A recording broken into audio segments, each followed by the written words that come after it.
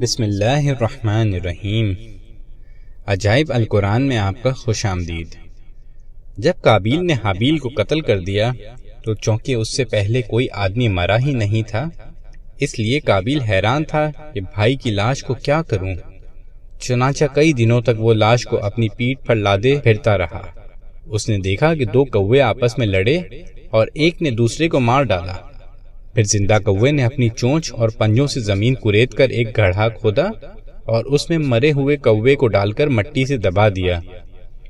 یہ منظر دیکھ کر قابیل کو معلوم ہوا کہ مردے کی لاش کو زمین میں دفن کرنا چاہیے، چنانچہ اس نے قبر کھود کر اس میں بھائی کی لاش کو دفن کر دیا۔ قرآن مجید نے اس واقعے کو ان لفظوں میں بیان فرمایا ہے۔ سورہ مائدہ ترجمہ۔ پھر اللہ نے ایک کوا بھیجا زمین کریدتا ہوا کہ اسے دکھا دے کہ وہ اپنے بھائی کی لاش کو چھپائے۔ قابیل بولا، ہائے خرابی، میں اس کوے جیسا بھی نہ ہو سکا کہ میں اپنے بھائی کی لاش کو چھپاتا۔ پھر وہ اپنے کرتوت پر پچھتاتا رہ گیا۔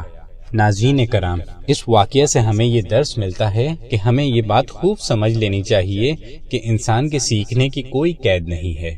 بعض اوقات اللہ تعالیٰ کسی چھوٹی چیز کے ذریعے ہم کو سکھاتا ہے۔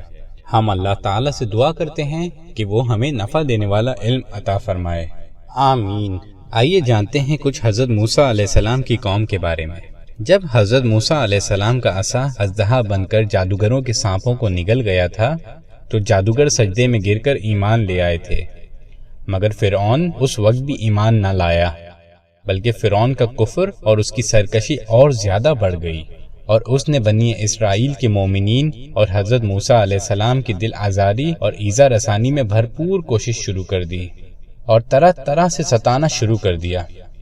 فرعون کے مظالم سے تنگ ہو کر حضرت موسیٰ علیہ السلام نے خداوند قدوس کے دربار میں اس طرح دعا مانگی کہ اے میرے رب، فرعون زمین میں بہت سرکش ہو گیا ہے اور اس کی قوم نے عہد شکنی کی ہے، لہٰذا تو انہیں ایسے عذاب میں گرفتار فرما دے جو ان کے لیے سزاوار ہو اور میری قوم اور بعد والوں کے لیے عبرت ہو۔